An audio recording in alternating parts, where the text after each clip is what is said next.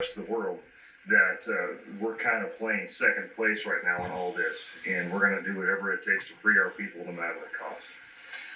Now, I understand that most people can probably assume that under Trump this still would have been a little bit better. But can we really call it that bad of a deal when you've got double the amount of Americans back? I'm not saying it's a good deal, but it can't be awful, can it, Fred? It's good to be here. Look, let's start by stating that Trump was not congratulating Putin. Trump was being sarcastic.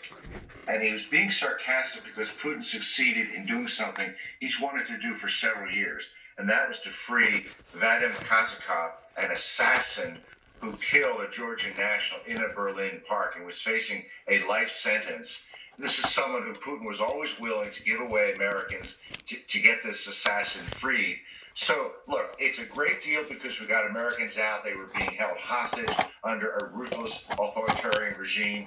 But Putin got 8 criminals out, including a ruthless assassin, a murderer who probably will kill again.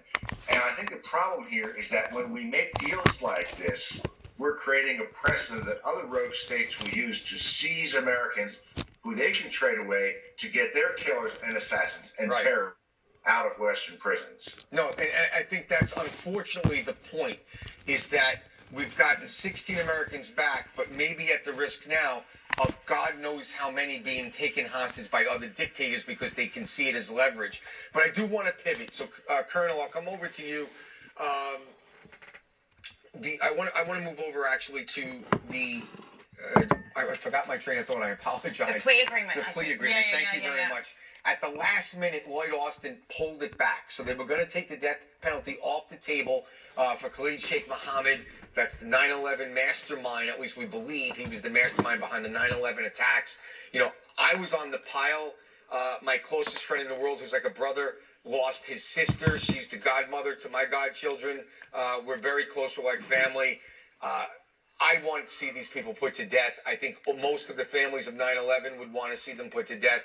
Why did Lloyd Austin pull this thing back, this plea deal?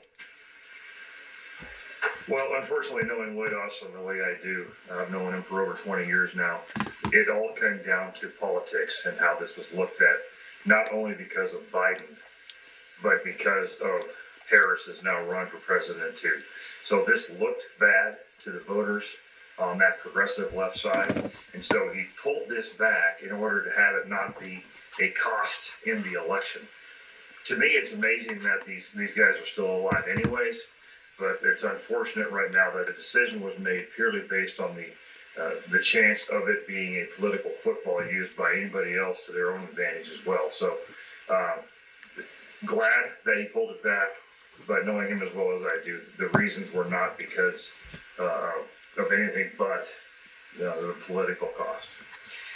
We have less than a minute left, Fred, but Khalid Sheikh Mohammed, right? His case has been stuck in pretrial since 2008. Can we expect anything to change? I think that this decision probably was postponed until after the election.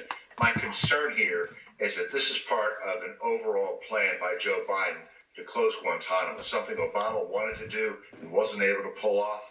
I think this is something that Biden will try to do in December after the election, but they don't want any blowback that will affect the chances of Kamala Harris winning the election.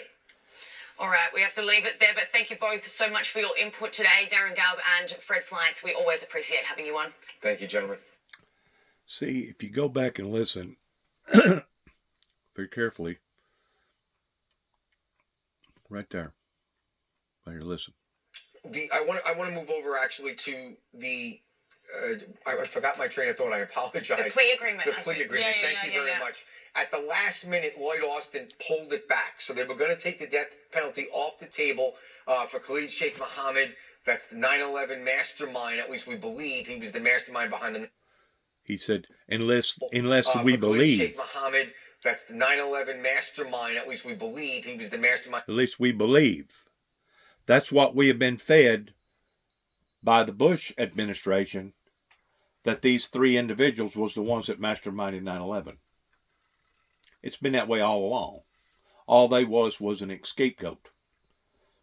If the truth be known, somebody probably offered them a couple $1 million to take the fall as long as the money went over to their family, and that they would take whatever retribution fell upon to them themselves. The fact of the matter is, you have thousands of terrorist groups out there that would love to be able to have the title that it was on account of me, that I masterminded 9/11 and costed the lives of around 3,000 people.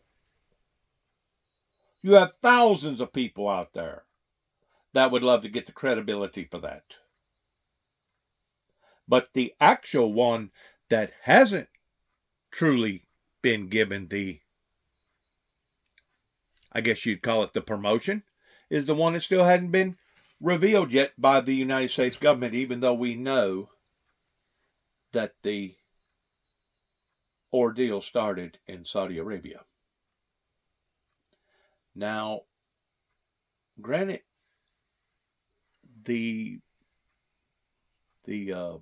general that reversed this pertaining to a lifelong sentence to now putting it back on the table towards a death sentence, that never should have even remotely been close to being part of the plea deal, especially whenever you're talking about 3,000 people.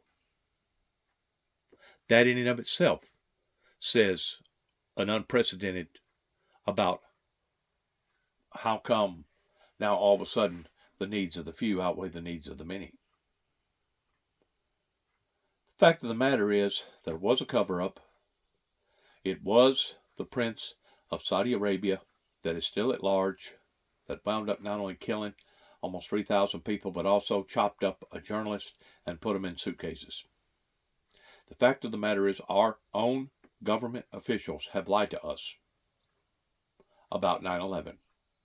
And until we, the people, are going to hold them accountable, they're going to continue to spew out this lie about these three pawns that basically they're using towards saying, well, no, they was the mastermind, knowing all the time that they was not the masterminds, that it was coming directly from the consulate or the kingmanship of Saudi Arabia. Like I said, whenever they went to war with the wrong people, pertaining to Saddam Hussein, that put a lot of pressure on a lot of people over in the Middle East towards retaliating against the American people, and that was the retaliation.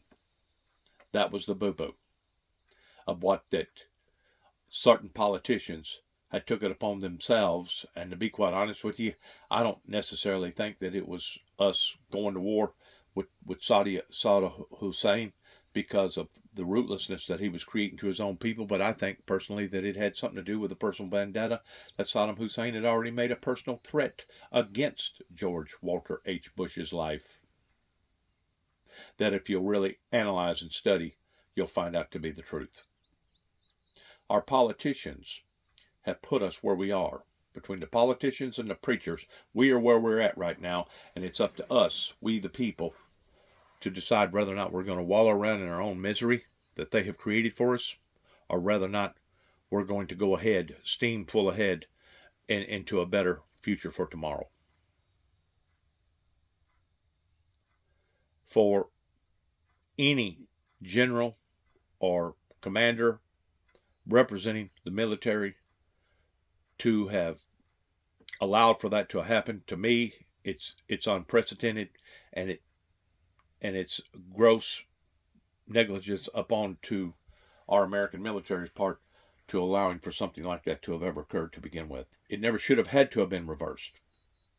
And for somebody to think that they're going to shut down Guantanamo Bay, pertaining to our biggest military prison over there, that just goes to show you something else that is unprecedented in regards towards not holding the enemy accountable.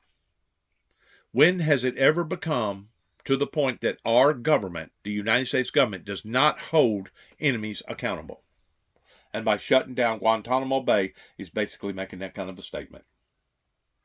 Good luck to all of us. God bless, and yes, shalom. God bless our military, and God bless our futuristics towards where we go from this moment on. Shalom. Heaven help us all.